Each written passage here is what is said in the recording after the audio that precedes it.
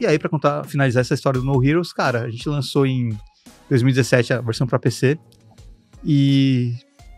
eu não sei se você sabe dessa história, né? A gente fez tudo errado. Não sei.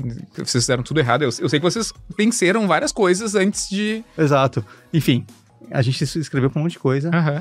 Submeteu o jogo pra um monte de coisa. Saiu em mídia em um monte de lugar. O que a gente errou? Adivinha?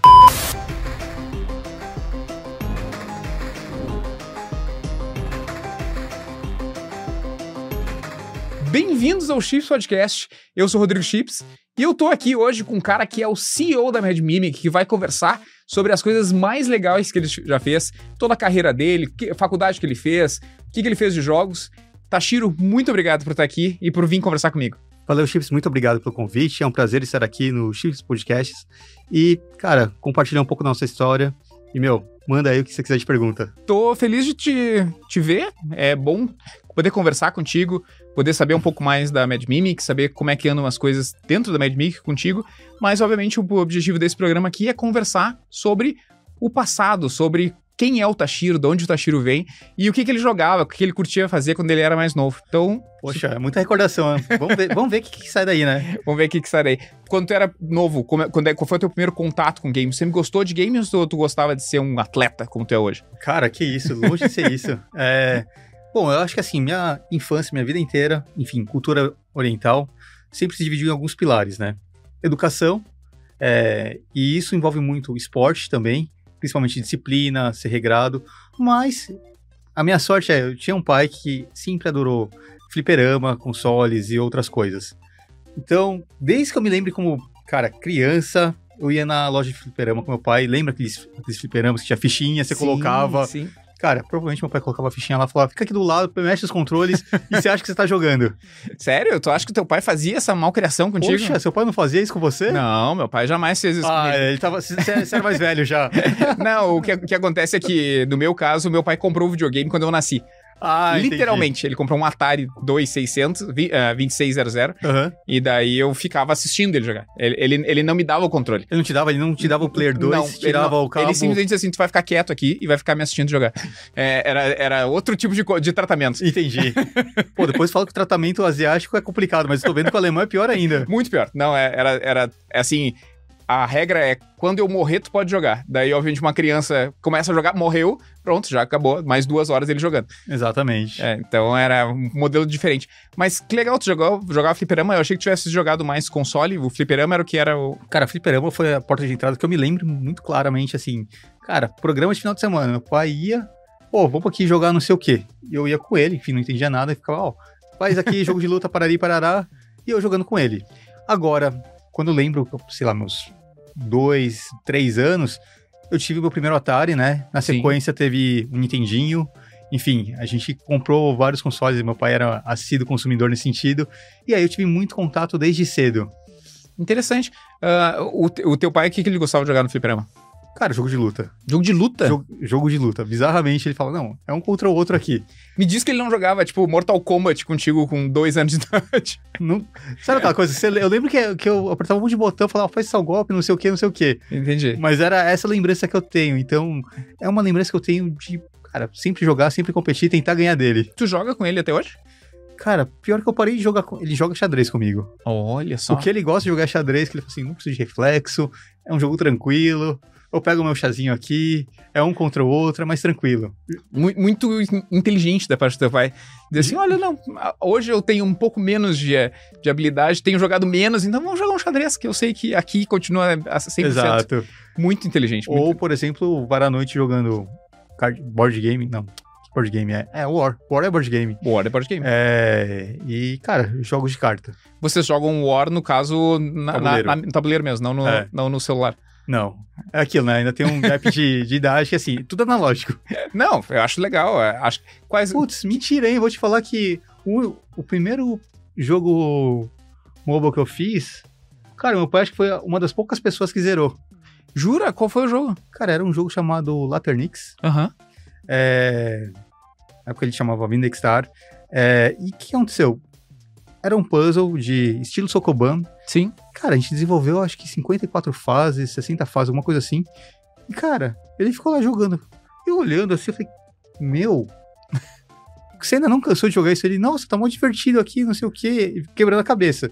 Como eu disse, ele gosta de xadrez, War, esses jogos que você tem que parar, ficar pensando, não tem hoje em dia tanto reflexo. Sim. Ele fica. Olha, Madrugada dentro. tem uma linha de jogo aí interessante pra ele jogar um XCOM.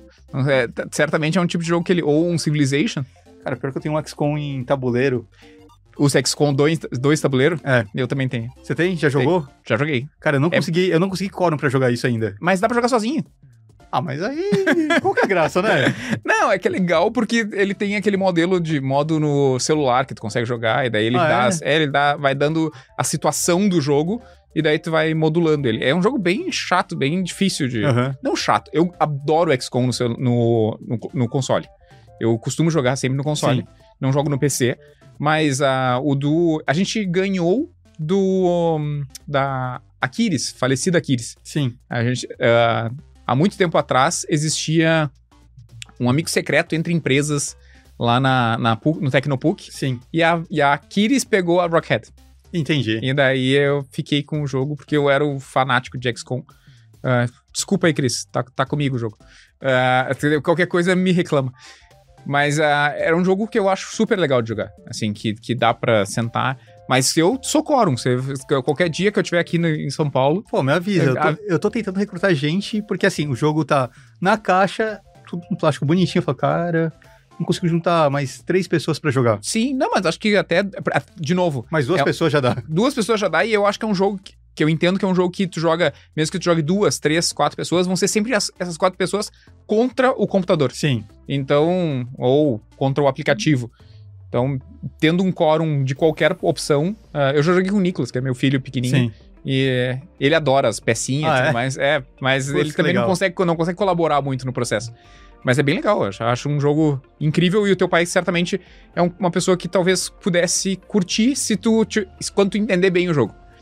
Pode ser. Uma vez que tu jogar, tipo, 2, 3 partidas e assim, saquei qual é que é.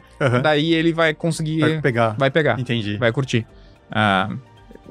Pra quem jogou o Sokoban, como tu falou, e com quem joga xadrez. Assim como é o caso do Civilization, né? Não sei se teu pai já jogou Civilization alguma vez. Já jogou. Tanto é que, assim, depois dos consoles, a gente mudou pra uma casa, eu morava num apartamento nessa época. A gente mudou pra uma casa quando eu tinha, sei lá, meus 5, 6 anos. E, cara, acho que era na época que você tinha os primeiros Pentiums. Sim. E eu lembro que na época tinha o Age of Empires e o Warcraft. Sim. Nessa época, cara, meu pai falou assim, comprou o Warcraft. E foi aí que deu uma virada de chave. Eu falei, eu vi aquela cinemática e falei, cara, eu quero fazer isso. Também via o Age of Empires, falei, cara, que da hora.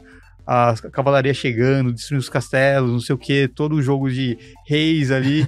Eu vi aquelas cinemáticas e falei, cara, que animal. Um dia eu quero fazer isso. E aí eu olhava assim e falava, e aí meu pai falou, joga aqui, não sei o que, começou. Ele joga, que nem o seu pai. Joga aqui, minha vez. Sim. Ele jogava 5 horas, eu jogava 10 minutos até ter o primeiro ataque morrer. Sim. E aí a gente trocava. Perfeito. Só que chegou uma hora que eu falei, pai, eu quero jogar contra você. E aí ele comprou um computador. Naquela época, você lembra que não tinha internet, então era tudo via LAN. Sim, sim. Cara, tinha um cabo de rede gigantesco. Que atravessava a casa. A casa, e era um sobrado que a gente tinha que era o escritório da minha mãe. E aí tinha uma máquina no escritório da minha mãe e no quarto dos meus pais. Então era isso. Tinha essas 2 máquinas. E aí era um contra o outro no final de semana. E aí, qual que era a ideia? Era, cara, vamos jogar hoje Warcraft. Então a gente jogava, cara, acho que era o final de semana inteiro, mas facilmente 8 ou 9 horas a gente ficava jogando um contra o outro. Legal. Ou os 2 contra o PC. Sim. E aí começava, não, easy, vencemos isso, vamos pro medium. Agora vamos pro hard. E aí, perdia no hard, vamos voltar 1. Aí ele falou, você tá atrapalhando aqui, deixa eu jogar sozinho. Você tá atrapalhando, dose, né? Mas não, puxa, super legal. E é bom que vocês tenham essa lembrança e essa questão que pode retornar, né? Vocês podem tranquilamente voltar a jogar junto nesses jogos mais modernos que, felizmente, se o teu pai já tem gosto por isso, né? Sim. Uma coisa que eu brinco que ele jogou muito foi tanto no Heroes Here, Sim. como Mônica. Cara, os 2 jogos, quando a gente lançou, eu ia lá em casa, levava o computador pra testar, falava, a gente tá desenvolvendo esse jogo assim, assado. Cara, meu pai pegava o controle, era eu, meu pai, minha irmã, e a gente jogava. E aí, era aquilo. a minha irmã pegava, na época a minha namorada também jogava, e a gente olhava assim e falava, cara, meu pai, então tem que fazer isso. E a gente ficava jogando todo mundo junto ali. Sim. Literalmente a gente conseguiu fazer o party game virar um family game, e aí todo mundo jogar junto, ter aquela interação, e era engraçado, porque eu não sei você, mas hoje eu olho assim o pessoal jogando, principalmente jogos que a gente desenvolve, falo, cara, não sei como fazer isso aqui sozinho, eu jogo a fase inteira sozinho, não preciso de vocês.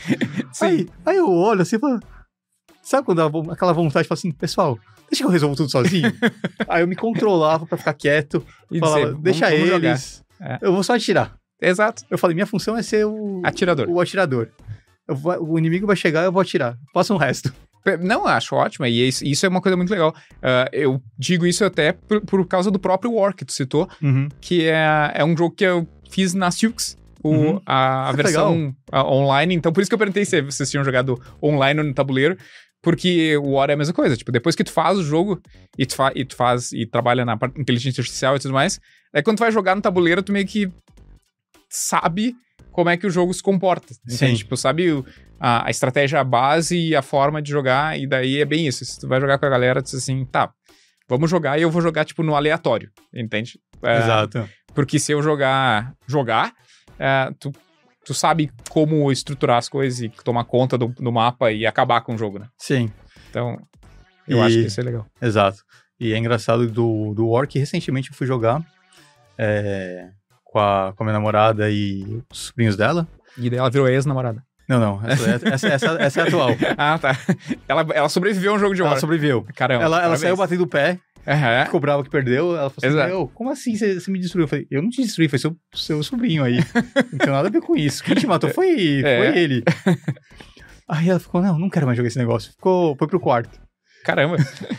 O pessoal leva muito a sério. O War é uma coisa feita pra acabar com qualquer tipo de relacionamento. Então, é importante sempre jogar com precaução. Você acha que o War ou qualquer party game é pior? Não, War. Eu acho que o War é o pior jogo que tem. É um jogo feito pra acabar com qualquer relação. Cara, mas pensa assim, um party game que é co-op, e aí um faz uma cagada e você perde o jogo por isso, e tem que recomeçar do zero depois de 2 horas.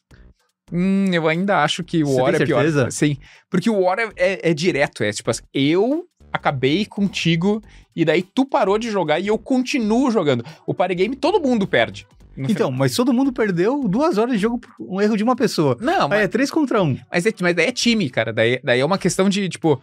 Cara, a gente é time aqui e acontece. Perder é do jogo.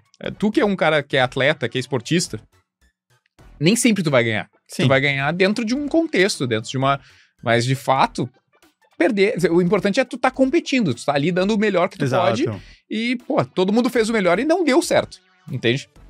Poxa, aquela pessoa falhou naquela... Mas ela não falhou de propósito, ela não tentou arruinar o time, entende? Ela tá jogando e aconteceu, entende? Então eu vejo dessa forma, eu sou muito de boa nesse aspecto. Eu vejo muita discussão em party game, eu olho assim e falo, cara, a galera leva a sério. Tem gente que leva a sério até para o ímpar, né? Então, isso é verdade. O que eu vou fazer, né? Tem um pessoal meio estranho. Voltando pra tua carreira e passando essa parte de games, como é que foi a formação, depois que eu vi, já que tu jogou videogame desde sempre, imagino que a própria faculdade, o próprio encaminhamento da tua carreira passou pela parte de games ou não? Cara, passou, né? Eu acabei me graduando na parte de design de games, mas antes disso, sempre teve aquela pressão, você como um bom descendente aí, sabe como que é, né? Minha família japonesa olhou e falou, cara, você quer fazer o quê? Alguma coisa na área da saúde? Sim. Ser engenheiro, advogado ou administrador? São as opções viáveis. São as opções. Né? E pra piorar, minha mãe, na época, era docente da Unifesp, de medicina. Falou assim, então, você vai ser médico, né? Óbvio.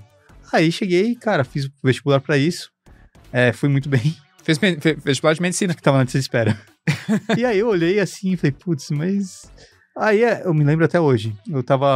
Fui pedalar algum dia, cara, me acidentei. Na época, meu cotovelo deslocou, fui pra uma emergência. Cara, tive que fazer uma redução. Pra quem não sabe, uma redução é colocar o cotovelo num lugar sem operar, literalmente, na força bruta. Obviamente, eu tô simplificando aqui, mas é isso.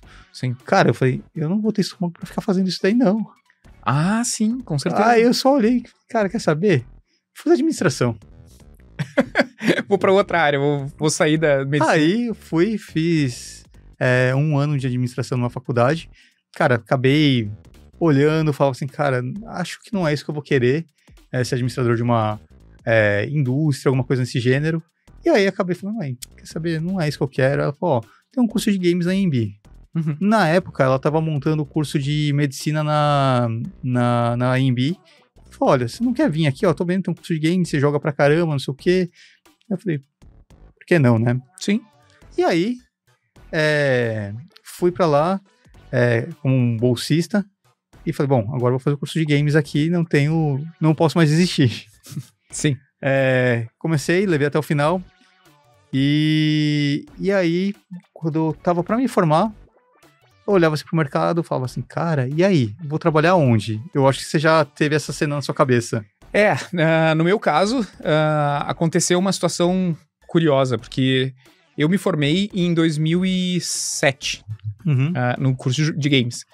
E eu entrei em depressão. Assim, eu fiquei em casa. Eu não sabia o que fazer, porque eu já tinha feito entrevista na South Logic, que era a única empresa que tinha no Rio Grande do Sul, que depois virou Ubisoft, e depois virou Rockhead Studios, e não tinha passado, e não tinha...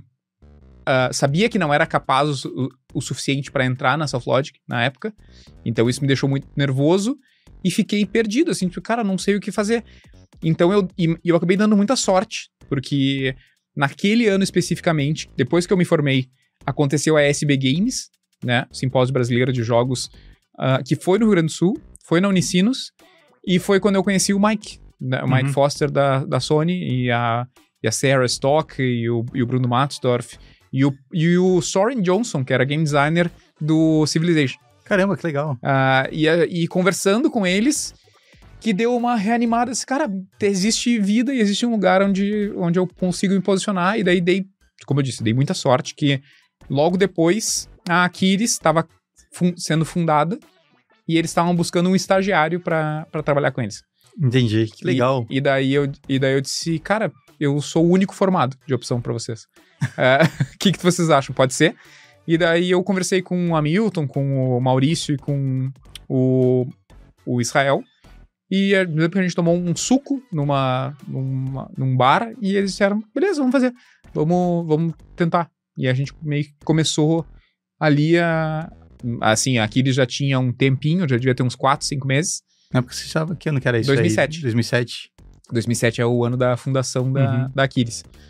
E a gente eu comecei a trabalhar então eu entrei no mercado com 2 grandes sortes, 3 grandes sortes, que é uma, ter conhecido o Mike e uma galera pessoal da Sony, o pessoal de fora, muito cedo, logo depois que eu tinha me formado.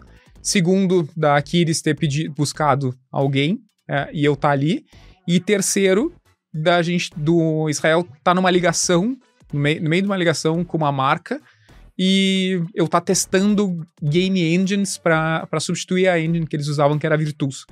E daí eu tava, tipo, com a mão na Unity, que tava na Unity 1.06, que eles estavam, tipo, bem inicinho. E daí, conforme ele ia falando no telefone e falando a ideia do projeto, eu fui montando as coisas na Unity na mesma hora e simulando o que ele tava falando. E daí o Israel apontou e fez assim, tipo assim, é isso aí. É isso que era uma engine que a gente não usava. Sim. E deu pra ver que ali dava pra fazer muito rápido aquilo que ele tava fazendo com o conhecimento que eu tinha. E isso foi muito bom, assim, tipo, então foi 3 coisas que foram fundamentais que mudaram a minha carreira.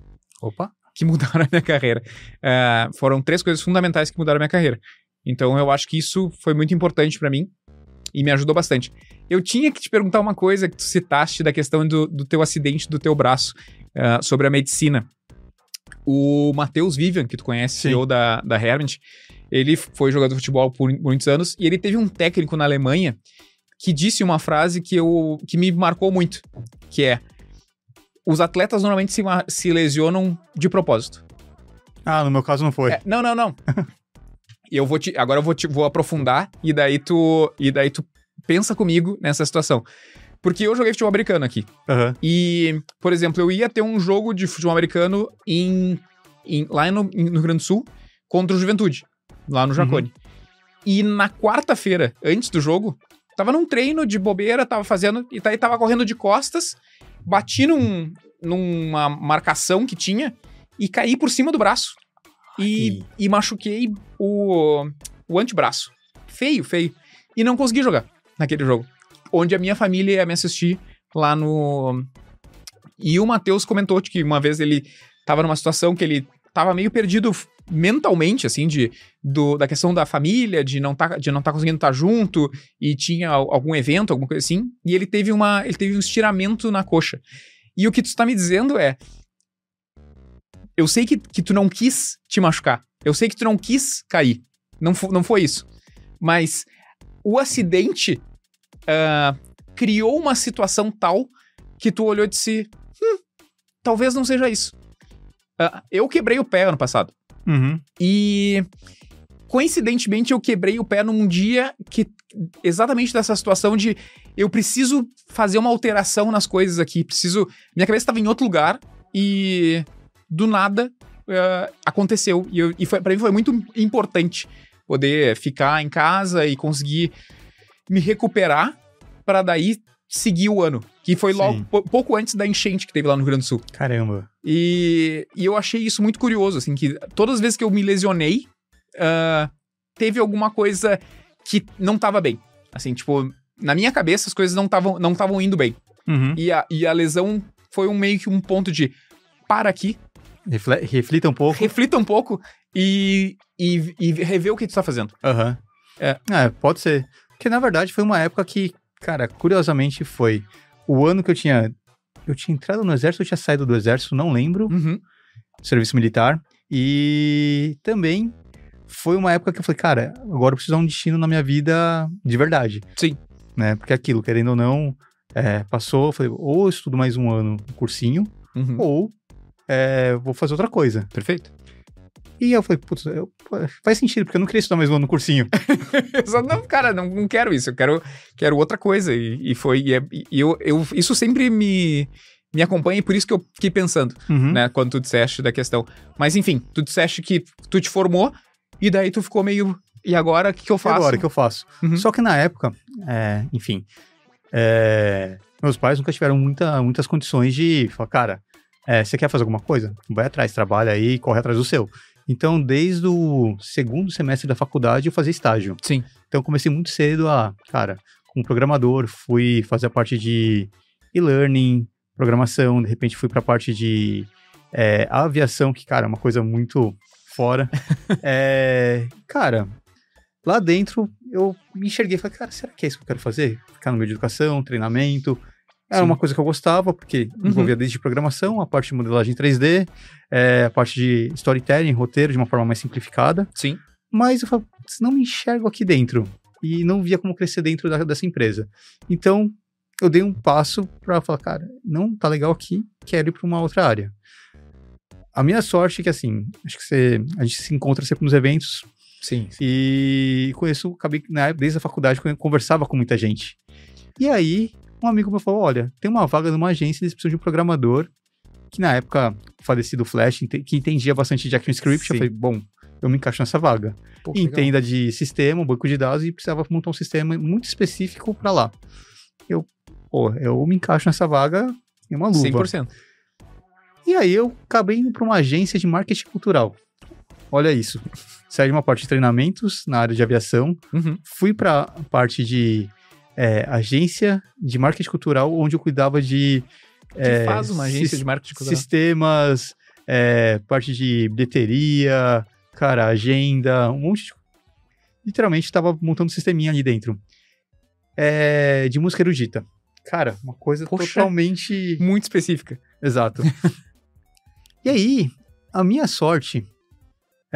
eu conheci na época, tinha 2 estagiários, eu que cuidava dessa parte, que era na área de comunicação, marketing, e tinha um outro amigo meu que cuidava da parte de jurídica.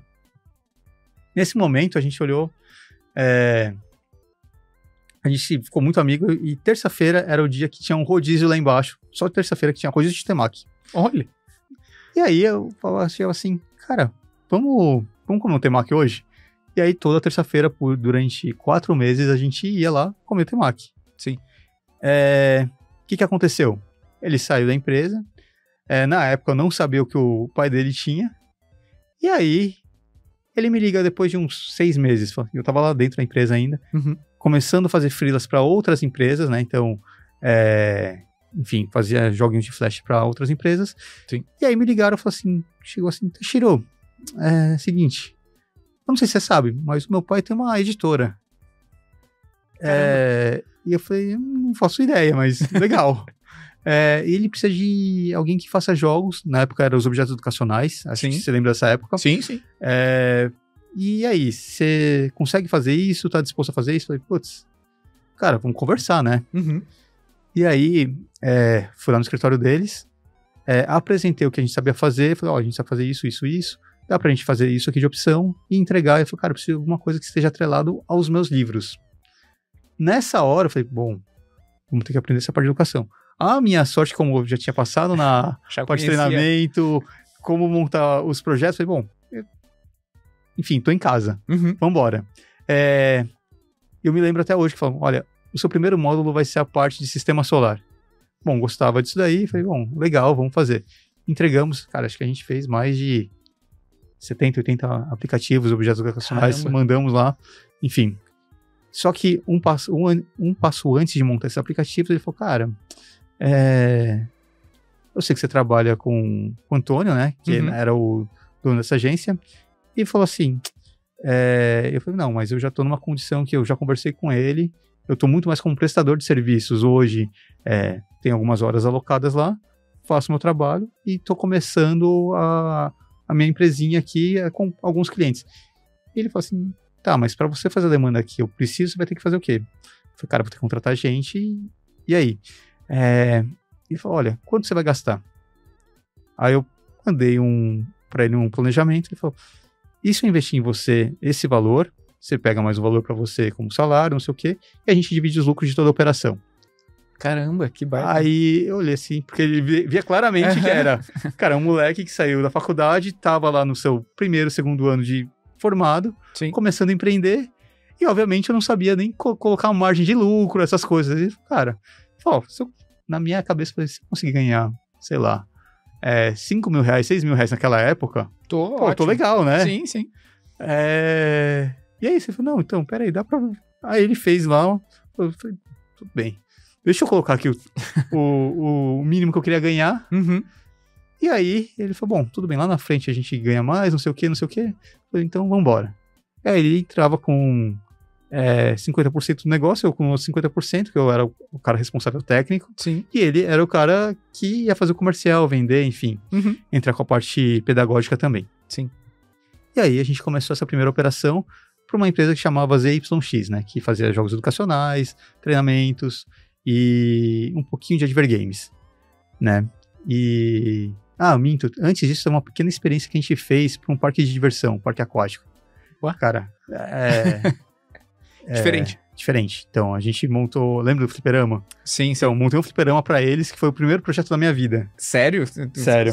Desenhou todo o fliperama e fez... Desenhei. Pegou a TV e colocou lá dentro. Exatamente.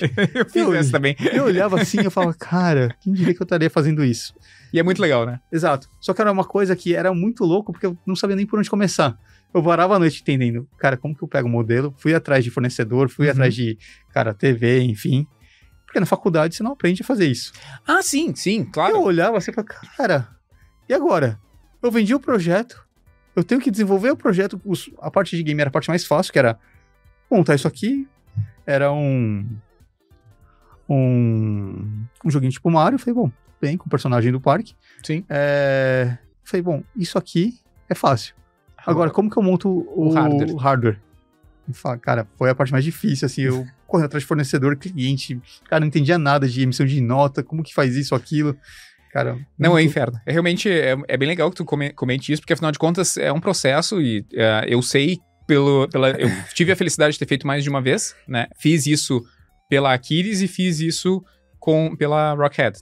No caso da Aquiles, a gente fez com uma TV de tubo um jogo, e a gente fez também pela Rockhead, daí já com uma TV plana e ambos com um computador que rodava Windows e daí fazia um boot direto no jogo. Sim. Mas era Eu fico me perguntando como que cada um pensa esse tipo de solução e como é que vocês acharam como é que tu achou essa solução? Cara, exatamente como você fez. TV, PC, boot direto, rodando e lendo as teclinhas do... Você faz uma adaptaçãozinha ali e é isso. Entendi. Parece... Agora que a gente sabe fazer... Parece uma coisa super simples. Mas na época você fica muito louco. Exato. Tipo, cara, é pedir pra fazer quase uma nave espacial, assim, tipo assim, cara, como assim que tu vai fazer? Mas é uma coisa muito legal de a gente poder hoje em dia saber como é que faz um fliperama. Eu acho que é um aprendizado que a gente vai levar pra sempre e vai ter sempre o orgulho de olhar e dizer assim, sabe esse negócio aqui que eu jogava com meu pai? Eu sei fazer de ponta a ponta. Já fiz uma vez. Sei replicar agora. Sei como é que funciona. Exato. Então, isso é muito importante. E, ok, tu trabalhaste com esse pai do teu amigo. Isso. E daí pra frente, né, com a XYZ, dali pra frente já foi direto pra Mad Mimic? Pra Mad Mimic. Só que o que acontece? Bom, acho que em 2000 e bolinha, teve uma mudança de governo que, assim, tinha um projeto que era PNLD, que, cara, tinha as compras, não sei o quê. Isso ia ter mudado. E nessa mudança, a gente olhou, bom, beleza, como que a gente vai se virar nisso, né? Uma vez que mudou o modelo de compra. Sim. E ele falou assim, cara, então, é o seguinte, não sei mais como vou vender, porque eu sou contra o método novo. Atual.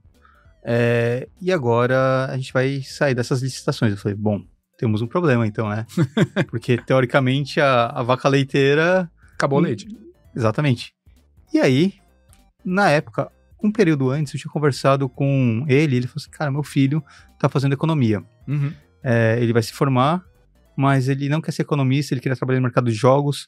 E aí eu conversei, falei, putz, qual faculdade você quer ir? Eu falei, cara, qual que você recomenda? Bom, se você tem bala pra bancar, dinheiro não é o problema. Eu falei, então tá bom. Cara, você pode ir pra Vancouver Film School, DigiPen, enfim, entre outras. Sim. E aí eu falei, ó, essas aqui são as melhores do mundo. E aí ele mandou o filho dele pra Vancouver Film School. Quando ele voltou, eu falei, olha, Guto, é o seguinte, seu pai tá querendo parar com a parte de operações de educação. Eu sou totalmente a favor disso, porque é uma coisa que não me atrai, exceto a parte financeira. Sim. Agora, você vai querer tocar a parte de jogos comigo? E aí o que aconteceu? Enfim, conversando com ele, eu falei, olha, o pai dele simplesmente falou, olha, estou passando a minha parte pro meu filho e estou saindo da operação. Vocês toquem.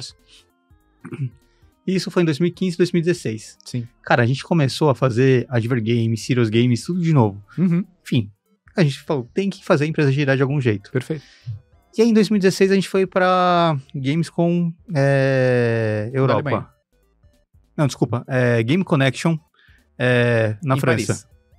E aí, o Guto tinha ido pra lá, e ele falou assim, cara, a gente tem um problema. A gente é um estúdio que faz jogos educacionais, serious games, quer fazer entretenimento, quer fazer um monte de coisa. E quando a gente apresenta o estúdio dessa forma... Uma bagunça. Você é o quê? Um estúdio que faz tudo? Né? E aí o pessoal falou, cara, a gente não quer contratar um estúdio que faz tudo. Então, vocês são um estúdio de outsourcing, for hardcore development, whatever, ou vocês são um estúdio de projetos autorais.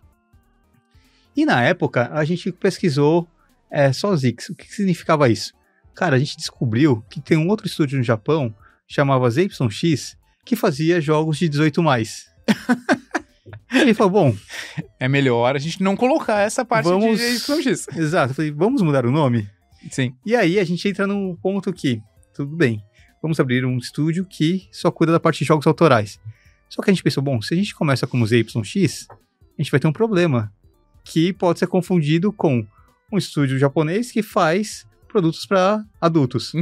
E aí olha pra minha cara, fala assim, poxa, agora o cara não tá mais no Japão, tá no Brasil, enfim. Ah, sim, tem isso, né? Aí a gente até brincou, falou, bom, vamos fazer o seguinte, vamos abrir um CNPJ novo, uma marca nova, tudo novo. E aí foi que em 2017 a gente resolveu abrir um CNPJ novo. Em 2016 a gente já tava fazendo esse estudo de rebranding, como que a gente ia se chamar. E aí, na época, a gente tava trabalhando, quer dizer, a gente tava jogando uma mesa de RPG. E aí a gente brincava, tem um Mimic lá que é aquele baú que engana as pessoas, acaba comendo, não sei o quê.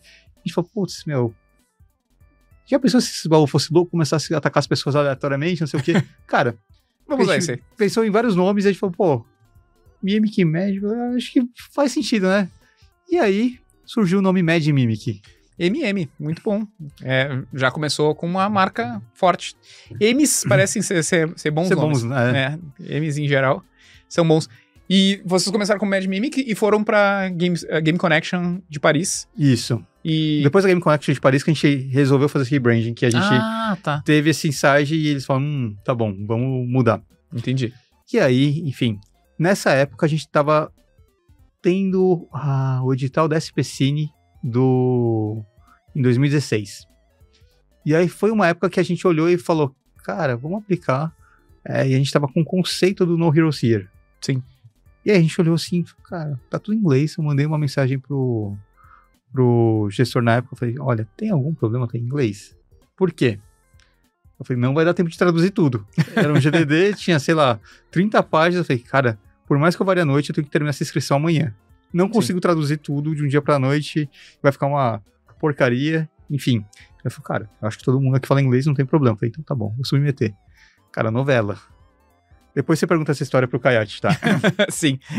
A gente submeteu e a gente passou, acho que era 16 vagas a primeira fase, a gente passou em 16º. Uhum. Aí tinha a etapa de pitch, que iam ver, assim, os 8 melhores jogos, e aí tinha alguns critérios de desempate, enfim. E a gente passou em 8º. E o 19º era o Kayati. E aí, o Kayati falou assim, olha, é o seguinte, eu tô vendo aqui nos critérios, a gente tem uma premiação a mais que vocês. E aí, isso daí desqualificava. Eu falei, não, pera. Aí, cara, era um entrando com recurso em cima do outro. Só que era muito... Caramba. Só que era ruim, que a gente era amigo já. E a gente falou, cara... Eu falei, é o seguinte, a amizade continua a mesma, tá? Isso aqui é trabalho. Perfeito. Concurso é concurso e que vença o melhor. Uhum. E aí, ele entrava com recurso, entrava com outro e assim por diante. E aí, ele... Aí, no final, colocaram um ponto final, escolheram a gente. Uhum. E na época, em 2016, a gente falou... Eu falei com o Guto, falei, Guto, se a gente não ganhar um centavo com o jogo autoral, a gente fecha, cada um segue a vida, já tem um dinheiro aqui, um patrimônio legal, e tá tudo bem. Sim. E aí, por sorte, a gente ganhou esse edital. Bom, já garantimos algum dinheiro. Perfeito. E aí, eu me lembro muito bem que eu falo, cara, nossa, 150 mil reais. Dinheiro pra que infinito. Legal, E ainda naquela época eu estúdio tinha 4, 5 pessoas, Uhum. tudo moleque, 20 e poucos anos, falou, nossa, dá pra fazer muita coisa. Sim. E isso a gente já sabia que ia ter um caixa para fazer o jogo, que a gente já tinha planejado para isso, e a gente pegou esse recurso e falou, bom, tudo bem, a gente usa esse recurso para melhorar o jogo, o pitch do jogo inicial ia ser isso aqui, e a gente transformou nisso aqui, porque, enfim, ia ser um jogo co-op, local, a gente adicionou um multiplayer. Não ia ter boss fight, adicionamos uma boss fight. Não ia ter desafios, adicionamos desafios. Então, tudo que a gente olhou, falou, cara, o que não tem? Vamos começar a adicionar? Vamos. Enfim, a gente levou o jogo para N eventos, concursos e tudo mais. E, cara, para nossa sorte, a gente acabou sendo finalista em vários desses eventos e ganhando alguns deles. E a gente conseguiu também atrair a atenção de algumas outras publishers do mercado asiático para ajudar a gente no lançamento. E aí também facilitou até a gente conseguir a aquisição do dev kit do Switch, sim, do PlayStation. Eu lembro muito bem que o Mike mandou um recado para mim, que ele falou assim, olha, a gente tá muito decepcionado com o mercado brasileiro. Acho que você lembra dessa época, que era uma época que eles começaram a investir em alguns jogos. Sim. E o pessoal não estava entregando. Sim. E aí eles falam, cara, você é o último estúdio que a gente vai bancar o dev kit. Exatamente. Só pra contextualizar, Mike, nesse caso, é o Mike Foster da Sony PlayStation. Sempre foi o responsável pelo mercado daqui, para não deixar um Mike sozinho. Exato. É um nome solto, né? O responsável por todos os dev kits que a gente trabalha aqui. Exato. E aí ele falou assim, cara, a gente vai fazer isso. E aí eu apresento o cronograma pra ele. E ele falou, é isso. E, cara, a gente ficou muito feliz que em 2017 a gente teve um reconhecimento. Que ele falou assim, cara, parabéns por ter cumprido a deadline, todos os schedules e tudo mais que vocês me apresentaram em 2016. Uhum.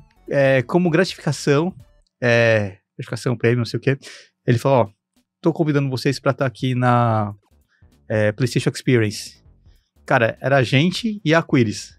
Caramba! Só, de representantes aqui do Sim. Brasil. E aí era a primeira vez que a gente tava num booth que eu olhei assim e falei, cara, como que eu vou decorar um booth desse tamanho? Na minha cabeça... Impossível. Pra vocês terem ideia, os stands que a gente fazia era 1 por 1, meio metro por meio, era uns tamanho dessa mesa aqui. Sim. E a gente olhava assim, bom, tudo bem, aqui você põe uma decoração, 2 telas, uma tela e tá tudo certo. Resolvido. Lá era a primeira vez que a gente tava num stand de 10 metros quadrados. E a gente falou, cara, que negócio gigante. Faz 10 metros é. quadrados. E cara, outro país. Você pensa assim, como que eu vou levar as coisas? Lá era tudo em dólar. Sim. Então você imagina o desespero de, cara, brasileiro fazendo projeto aqui. E, enfim, tinha um capital em real. Uhum. E falava, putz, como que eu vou imprimir as coisas? O que a gente fez? Cara, a gente pegou umas lonas, mandou imprimir, levou uns tubos de PVC gigantescos na mala, assim, pagou com bagagem diferenciada. E aí, a gente levou, tipo, tudo. Cara, a gente chegou lá, literalmente, colocava uns anzóizinhos, pendurava tudo, montamos uma decoração inteira do stand, em uma tarde, alguma coisa assim, a gente montou o stand e tinha 2 TVs. E aí eu falava, cara, bom, agora tá pelo menos decorado. Uhum. E eu olhava assim e falei, será que a gente conseguiu mandar bem? Porque os outros estavam com um pano preto, assim, com os cartazes. Eu falei, pô, que triste dos outros. Até que a gente é criativo, né? Porque quando você não tem dinheiro, você é obrigado a ser criativo. Claro, claro. Cara, foi muito legal essa experiência que a gente foi reconhecido principalmente pelo comprometimento que a gente tinha, né? Sim. Com entrega de projetos e tudo mais. E com isso a gente ficou muito feliz de falar, cara, legal, que bom que a gente é um estúdio que tem uma qualidade, é reconhecido por prazos, né? Que por mais que isso pareça Isso ser é super importante. o óbvio. Mas vide a quantidade de jogos que são adiados. Exato. Então, é super compreensível. Que parabéns, né? Por vocês conseguirem manter. Exatamente. E obrigado. E aí, pra finalizar essa história do No Heroes, cara, a gente lançou em 2017 a versão pra PC. E... não sei se você sabe dessa história, né? A gente fez tudo errado. Não sei. Vocês fizeram tudo errado. Eu sei que vocês venceram várias coisas antes de... Exato. Enfim, a gente se inscreveu pra um monte de coisa. Submeteu o jogo pra um monte de coisa. Saiu em mídia em um monte de lugar. Uhum. O que a gente errou? Adivinha? No lançamento por si só na promoção do... A gente não criou a loja do projeto. A gente simplesmente não tinha criado a loja. Exato. Então... A gente deixou a criação da loja pro fim do dia. Então a gente validou a loja e a gente apertou, tá, e agora? Agora lança quando? Aí a gente falou, aí bateu um desespero em todo mundo, a gente lançamos, a gente, não tá lançado? Ah, sim, A gente criou a loja no dia e depois a gente olhou, putz, tem que esperar 15 dias pra ser aprovado. Então, só que na época o tempo era um pouco diferente, era questões de horas. Mas mesmo assim, imagina o desespero. Putz. Não, absurdo, realmente. Não, normalmente quando tu vai fazer um jogo desse, claro, tu cria a loja um mês e meio, até 2 meses antes, né? Alguns, 1 ano. Exato. É que eu tive, os jogos que eu fiz normalmente tinham muitos itens free to play. Uhum. Então, foi o início do free to play. Então, eu não só tinha que fazer a lógica, como eu também tinha que fazer a programação. A Sony tinha que fazer a programação, Sim. porque eles não tinham a parte de currency programado no sistema da forma que a gente usava. Hoje em dia é óbvio, eles têm, mas naquela época não era tão simples. Então Exato. tinha que fazer, esse jamais seria um problema que eu pensaria, nossa, tem que fazer a loja, claro. Exato, mas como, de novo, o primeiro jogo, a gente não sabia nem por onde começar. Sim. E aí, cara, foi muito engraçado, porque a gente chegava nos eventos, qual que é o link da Steam pra vocês? Principalmente quando a gente chegou na PAX, que a gente era PAX 10 lá. Sim. E eu falei, cara, que é isso? Como assim link do Steam? Qual que é a página da Steam? A gente tem página da Steam? Não. Eu ligava eu tava lá, tava eu, o Guto, o Du e o Shin, que são sócios, fundadores da MED, e a gente olhava, eu falei, que é isso? Todo mundo, não sei. A gente tentava entender, eu falei, tem que criar isso. A gente voltou pro Brasil correndo, cara, e montou... A gente tem que fazer a loja de hoje pra amanhã. Exatamente. Imediatamente. De novo, por isso que a gente fala, cara, a gente fez tudo errado. Mas ainda assim foi um projeto que deu certo. Ele foi bem. Foi muito bem, até onde eu sei. Cara, eu brinco que até hoje ele dá uma receita. Então, ter produtos próprios é uma coisa importante. Sim. Então, mesmo que seja... É difícil de tu dizer isso até pra quem tá ouvindo e tá querendo trabalhar no mercado de jogos, que diz assim, ter produtos próprios é importante, desde que tu tenha uma base e tenha a parte financeira resolvida e tudo mais, e daí, eventualmente, lance um produto próprio e tenha uma rede de apoio que te permita errar e dar errado, né? No caso do No Heroes Here, foi super bem e ele deu super certo. Que bom que ele até hoje dá receita, mas eu, por exemplo, fiz um jogo que foi um fracasso total para iPad, e a gente continuou daí só trabalhando com o serviço. E pronto, recuperou daí. Mas eu acho isso super relevante. Não, com certeza. E, de novo, como eu falei, a gente errou tudo. Tanto é que, quando a gente falou, cara, a gente ganhou um monte de prêmio, vai ser um sucesso o jogo. A gente lançou o jogo e falou, ué, não tá vendendo? O que tem que fazer pra vender? Como que eu ganho um highlight na Steam? Como que eu ganho destaque? Sabe quando você olha e fala, não sei nada. E aí, foi a hora que a gente sentou, comecei literalmente a ligar pra todo mundo que eu conhecia do mercado, conversar com muita gente. Uhum. A gente conversou até algumas vezes. E aí eu conversando com alguns desenvolvedores que deram certo, eu falei, cara, me fala aí, qual que é o segredo? Eu falei, cara, promoção. E eu, tá, como que eu faço? Eu comecei a estudar preço, estratégia de promoções e tudo mais. Sim. E eu falei, cara, tá bom, vamos fazer um método bem agressivo, que cara, eu preciso de unidade. Uhum. Se o meu jogo não tiver unidade, ele nunca vai entrar nessas listas. Perfeito. E, cara, acho que num período enfim, acho porque eu não lembro, minha memória também falha, num período de 3 a 6 meses, cara, a gente conseguiu levantar mais de 70 mil de wishlists nesse período e vender, não lembro quantas mil cópias, mas assim... Provavelmente alguma coisa em torno de 5, 10 mil. Não, bem mais. Bem mais? Bem mais. Vocês conseguiram, de wishlist? Vocês atingiram, tipo, mais de 20% de não, porque assim, a gente tava conseguindo wishlist e vendendo ao mesmo tempo, porque não, é que normalmente o que a gente... Beleza, é que normalmente quando a gente tem wishlist, a gente pega, tipo, normalmente 5, 10% no máximo ali de wishlist. A nossa conversão, acho que em torno de 22%. 22%? 22% desse projeto. Isso é muita coisa, realmente é uma wishlist absurda. Super ativa. Absurda. Tanto é que, cara, até hoje, quando a gente faz qualquer promoçãozinha tudo bem, as promoções do No Hero são bem agressivas, né? 70%, 80%. Cara, vende muito. Acredito. Não, que bom. E graças a esse projeto, vocês aprenderam para lançar o Dandy Ace. A gente aprendeu muita coisa. Eu brinco que Dandy Ace, Mônica, até o Mark, até principalmente conversar com publicadoras. Sim. Isso foi um ponto importante, né? Para quem não sabe, publicadoras é aquela empresa que cuida da estratégia de marketing, faz as promoções, cuida de toda essa parte de pós-desenvolvimento. Uhum. E aí, quando a gente lançou o Dandy Ace, a gente falou, bom, a gente tinha fechado com a News, né? Que era,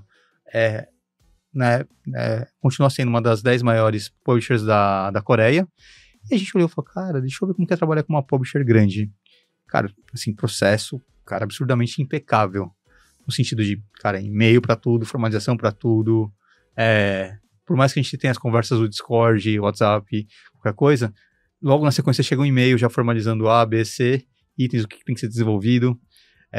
Sem falar também, cara, contrato,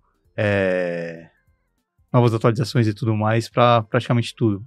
É super legal isso. Sim. Mas também é aquilo, né? Você, estúdio brasileiro, no nosso caso, um estúdio brasileiro com um jogo pequeno, a gente era ali. Como eu posso dizer isso? Fugiu a palavra. Em nível de importância, eu tava lá embaixo. A prioridade era... Tinha baixa prioridade. Tinha uma baixa prioridade lá dentro.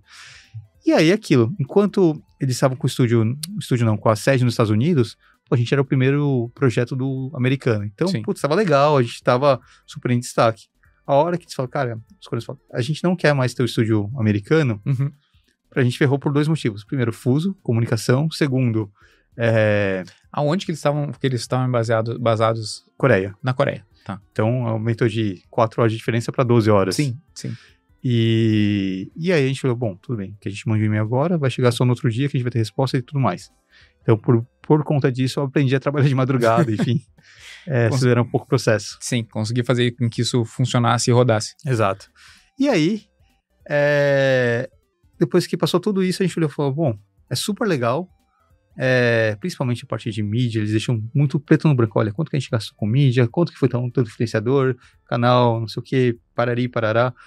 Cara, preto no branco. Nesse sentido, eu não posso reclamar de nada. Sim. Exceto a parte de priorização, quando, eles estavam na época para lançar um jogo Double A deles, e falou, cara, a prioridade do estúdio de games é esse projeto. E aí eu falei, bom, tudo bem, já entendi o recado. Não vou ficar brigando. Muito legal essa questão da Coreia, de tu aprender a trabalhar no fuso ao contrário. Uma pena que tem essa questão de priorização. E isso me faz pensar numa questão que eu acho que é relevante para todo mundo que tá querendo trabalhar e querendo entrar no mercado de jogos, que é ainda tem mercado de jogos? Ainda, tu acha que ainda é válido para quem quer entrar? Como é que tu vê o mercado de jogos atualmente? Cara, o mercado de jogos, na verdade, é um mercado gigantesco, né? Ele é atrativo? Exato, ele é super atrativo, tudo depende de qual que é a estratégia que você quer entrar, aonde você quer entrar. Tem mercados que hoje a gente fala, bom, se eu for entrar sozinho, não vou entrar. Eu brinco que o mercado mobile, por mais que seja um mercado gigantesco, cara, a concorrência hoje é absurdamente grande. Sim, sim. Até mesmo hoje o mercado de PC e console já não é mais o que era quando a gente começou. Enfim, ele já está muito mais saturado, muito mais concorrido. Mas a gente vê vários desenvolvedores que, cara, às vezes tiveram uma ideia e uma sacada genial que conseguem se destacar. A gente vê até o caso do Balatro, que se destacou super bem com um jogo, uma mecânica super simples, pegou uma ideia de base que é poker, destrinchou, colocou mecânicas lá dentro e falou, cara, que genial. Eu olho e falo assim, bom, fiquei viciado nesse jogo por um período e, cara, o pessoal começou a abrir o projeto, tudo mais, falou, cara, era o primeiro projeto feito no Unity, tinha até aquele parte de iniciante mesmo, falou, cara, será que era o primeiro projeto desse cara? É possível. Que praticamente desenvolveu sozinho. Sim. Então você vê que tem mercado. Sim. Agora, também não adianta você querer fazer mais do mesmo, sempre o mesmo projeto, com uma ideia que, cara, eu acho que isso aqui é genial. Vou tentar fazer um jogo AAA sozinho. Falei, vamos lá, né? Devagarinho, né? Baby steps, eu acho que uma hora você chega lá. Então, de novo, o mercado tem. A gente também tem outros mercados que estão surgindo, como o próprio mercado de Web3 que a gente estava conversando. Sim. Enfim, opções tem. Agora, aonde você vai se posicionar, como você vai se posicionar, isso vai de cada um. Tu acha que tem uma tendência no mercado? Tu citou o Web3, mas hoje tu enxerga algum lugar que é uma opção de tendência até? Tipo assim, tem muita gente trabalhando com o GC, que é no caso o Fortnite, Roblox, tu citaste o Web3. Tem alguma coisa que vocês estão olhando ultimamente? Cara, eu falo que hoje a gente entende que a gente tem a parte de jogos autorais, que isso a gente sempre tenta buscar, cara, o que o mercado busca, o que o mercado tá saturado, e dentro de tudo isso, a gente tenta escapar um pouco do que tá super saturado. Mas uma das coisas que pra gente sempre chama atenção é, cara, jogos roguelike de ação, quando vende mal, vende muito mais ou equivalente a um party game de sucesso. Interessante. Então, assim, fazendo contas, a gente fala assim, tudo bem, o Dandy Ace foi um puta sucesso? Não foi. O mercado brasileiro foi um bom jogo, teve um retorno extremamente rentável para a empresa. Então foi sucesso. Mas é muito longe dos outros roguelikes. Não, mas sucesso e falta de sucesso, tu não concorda que é uma questão relativa? Assim, a tua expectativa é que ele atinja o equivalente ao Hades. Sim. Mas... Não, exato. A gente tem alguns jogos que estão aqui em cima, e a gente tem uns jogos intermediários, que ali a gente fala, bom, nesse range aqui tá muito bom, e a gente tem os jogos que vão mal, tem uma performance baixa. O Dandy Ace estava num jogo que tinha uma performance baixa. E aí a gente olha e fala, bom, se esse jogo tiver uma performance baixa, vai render tantos $1.000. Eu falo, bom, tudo bem, é minimamente suficiente pra gente pagar mais 2 ciclos de produção. Perfeito. Se ele performar minimamente na média, cara, você já tem dinheiro, cara, suficiente pra falar, cara, beleza, a gente já consegue dividir bem pra equipe, sócios e tudo mais. Uhum. E, enfim, se for um hit, é aquilo. Daí resolve a questão da Vida, empresa. resolve a empresa, a vida de todo mundo. E aí o party game é aquilo lá. Cara, quando vai muito bem, ele tá ali num range de, cara, um jogo intermediário de roguelike. Então a gente fala, bom, fazendo essa pesquisa, a gente fala, vamos continuar nesse segmento, buscando algumas melhorias, algumas diferenciações para fugir da mesmice que sempre tem, né? De novo, eu brinco que o case do Balatro, para mim, é excepcional. É um ótimo exemplo, um ótimo exemplo. Tu citaste, o D&D Ace é o último projeto que vocês lançaram? Não, o último Mark, projeto foi o Mark, e foi muito legal porque, assim, eu brinco que a gente tentou sair um pouco do roguelike e fomos para um jogo com mecânicas de Metroidvania, com combate de Souls-like, e adicionamos uma narrativa. Ou seja, a gente começou a pegar algumas coisinhas que a gente começou a garimpar lá atrás com o D&D Ace e trouxemos pro Mark, só que o que a gente é mais forte é na parte de mecânicas. Sim. E aí a gente olhou e falou, bom, a gente tá indo pra um caminho que a gente acha que é extremamente... que, na verdade, a gente gosta muito como player, mas tinha pouca expertise na época. Sim. Então a gente falou, bom, é mais complicado fazer um jogo baseado em conteúdo do que baseado em mecânica. Então, de novo, aprendizagem. Perfeito. Quando a gente coloca personagens e quer fazer um roteiro onde tudo se entrelaça e dependendo da ação do jogador, isso vai afetar, cara... Explode em complexidade. Exatamente. E a gente falou, bom, se eu cortar o escopo aqui, o que acontece? Vai dar furo lá na frente. E a gente ficava muito amarrado. E a gente falou, bom, tudo bem, a gente desenhou esse escopo, como que a gente vai entregar isso? E aí foi uma luta de escopo, prazo, budget e tudo mais que a gente teve que fazer com o Mark para sair. Sim. Por conta disso também abriu algumas oportunidades pra gente explorar novos mercados, né? E Sim. O Mark, cara, foi pra gente um jogo que chamou muita atenção do mercado asiático. Interessante. Eu brinco que 70% da nossa wishlist base vem de lá. Interessante. Então, foi bom, legal. A gente conseguiu os olhos de um mercado que a gente não tinha tanta visão. Perfeito. Não, acho incrível. Parabéns pelo projeto, parabéns pelo Mark. Acho que é uma história, é uma carreira de muito sucesso, a meu ver. Tu gosta ou não, que eu diga isso, mas eu admiro muito toda a tua carreira, não à toa, a gente já conversou isso várias vezes, e não só eu admiro, como certamente quem tá assistindo também vai admirar, e quem quiser entrar em contato contigo, conversar contigo, trocar uma ideia, quiser entrar no mercado de jogos. Primeiro lugar, tem alguma dica pra quem tá entrando agora? Cara, acho que a dica é sempre começar a fazer algum jogo, né? Tenta fazer, vê se é isso mesmo que você quer. Porque é aquilo, muitas vezes você gosta de jogar. Gostar de jogar não necessariamente você gosta de fazer. Perfeito. Você vai sentar e falar, cara, como que é ter uma ideia de jogo? Como que eu coloco isso em prática? Hoje em dia você tem dezenas de milhares de tutoriais na internet. Então, você fala assim, quero fazer um jogo XPTO. E aí ele vai te dar um tutorial de como fazer um jogo XPTO, pelo menos a base. Sim. Modelos, a gente tem modelos infinitos de assets na internet que você pode comprar. Então isso é muito fácil também de você falar, cara, deixa eu prototipar alguma coisa aqui pra ver se realmente é isso que eu quero. Sim, sim. E, cara, minha dica é nunca tenta fazer um projeto AAA de cara. Essa é uma ótima dica sempre. Cara, lança, vê, faz um projeto no começo, meio e fim, entenda que você vai ter que investir algum tempo nisso. Cara, depois disso aí você vai ter uma percepção, é isso mesmo que eu quero? Eu quero seguir nessa linha? Ou simplesmente não é pra mim, prefiro... sei lá, ir para uma outra carreira, prefiro ser um artista, prefiro ser só um programador, independente do que você quiser fazer, mas eu falo que às vezes a pessoa fala, cara, quero ser o diretor criativo de jogos. Sim. E muitas vezes eu falo, cara, é bom você passar por todos os campos para entender as dificuldades, entender as dores de cada um. Super importante. Né?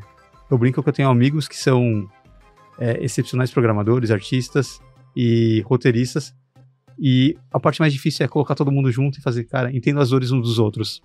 Fazer isso funcionar todo mundo junto, né? Sim. E pra quem quiser te encontrar, te seguir nas redes sociais e tudo mais? Cara, bom, Instagram, LinkedIn, Luiz Tashiro, né? Então é só procurar. Acho que o meu Instagram é LF Tashiro, também é só adicionar lá. E, bom, LinkedIn, e-mail, luistashiro@madmimic.com. Legal. É só mandar um e-mail pra lá que a gente responde. Perfeito. Tashiro, muito obrigado por estar aqui, por ter disponibilizado o teu tempo para conversar comigo. E a gente se encontra num próximo programa. Obrigado a vocês que ficaram aí, que assistiram mais um Chips Podcast. E a gente se vê no próximo programa. Um abraço. Tchau.